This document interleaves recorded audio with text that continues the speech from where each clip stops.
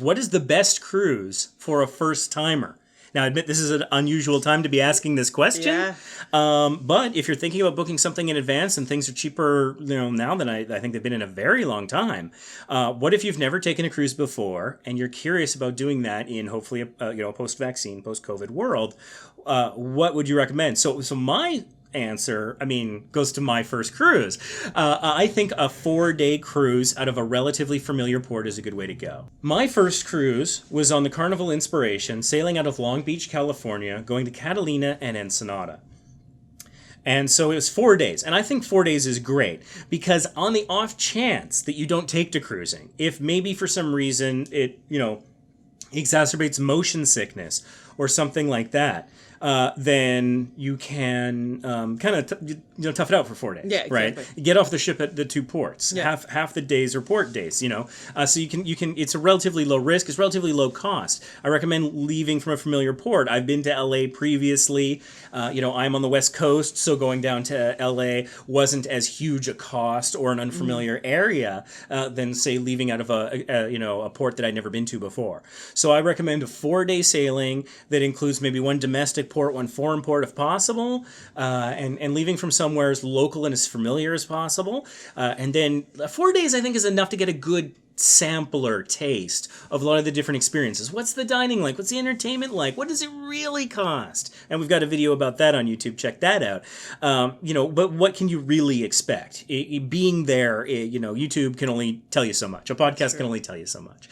I think that that's my recommendation. What do you guys think about your first? What would be a good first cruise? I think it really kind of depends on your situation, honestly. If you know that you have the means and the opportunity to do more than one cruise should you like it, if the amuse-bouche of cruises satisfied you. I finally remember the term.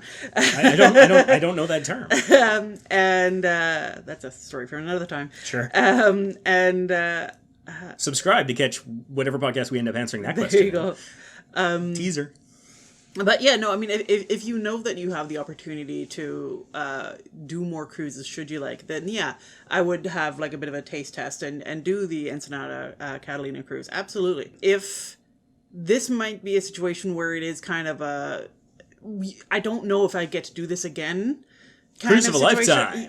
Cruise of a lifetime, yeah. Or, then yeah, I think I would maybe select a destination or a cruise that has a destination port that, you've always wanted to check out. So I think it really kind of depends on the situation, right? It's hard to kind of give a blanket answer to that.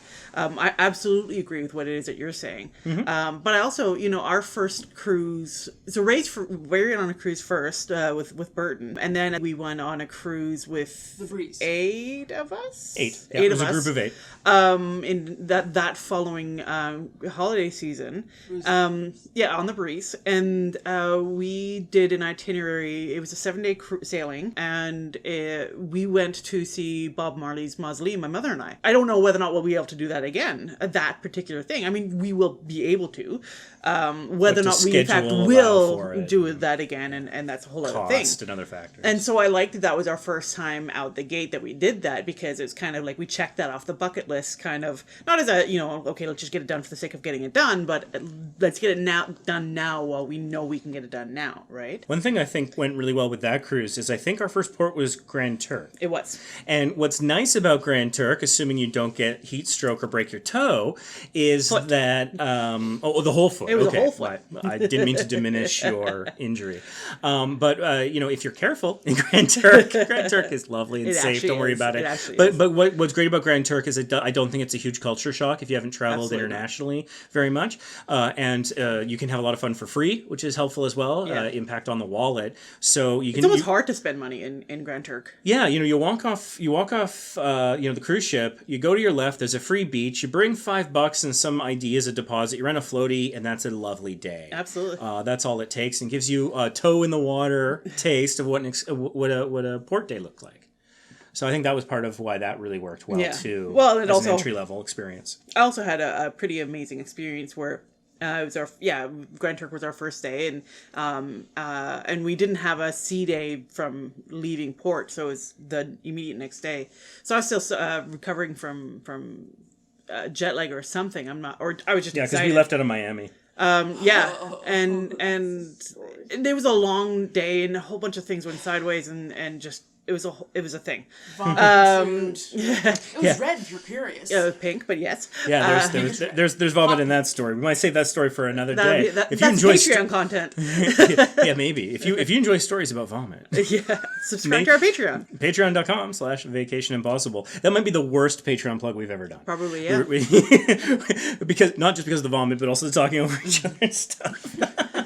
We're getting a little rusty at this podcast stuff. It's almost like we haven't done it in a while. 6 months. Yeah, so I got up, I think, like 4 or 5 in the morning and walked around the ship and had basically the whole ship to myself, and then got to watch probably the most beautiful sunrise I've ever seen in my entire life as we docked in Grand Turk, and there was this old ship, I think a trawler of some sort, that had been like rusted out and been turned, it scuttled to a degree, so it had been turned into a kind of a, not so much a scuba diving reef because it was relatively at shore, so it was probably just a low-lying reef or of some sort for shore fishies. You know, the ship that you see when you come into... I know, it's in our video, yeah. our Grand Turk video. And so... in the early part, I think. Yeah, and the sun hit that all nicely, even though this was a completely rusted out ship, but it still hit it pretty, and yeah, it was just a really nice experience. And then got horrible sun hyperthermia Heat shortly stroke, thereafter. Functionally, too much sun, not enough shade or sunblock. Heat stroke on steroids, yeah. And you know, these days, as everyone's wearing masks and stuff, don't forget sunblock too. Oh, yeah, absolutely. Because that sun's still out there.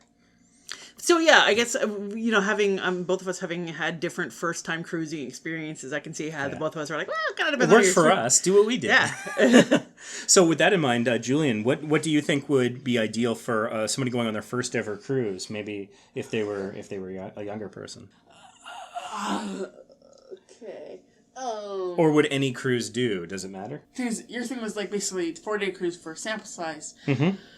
But honestly, I don't think I've ever been on a 4-day cruise. And Yeah, that's true. You haven't. So I think with Carnival, and just cruising in general, you're going to want more time because it always feels like you don't have enough time sometimes. That's true. It Sometimes always longer feels is like you're better. 1 day short. Yeah, that's true. Just give me one more day. I always want one more day. Yeah. It's 4-day cruise for your first one, but after that, I would suggest longer cruises. Start off small so that that's basically like, okay, that's basically in a sense, your standard. Mm-hmm.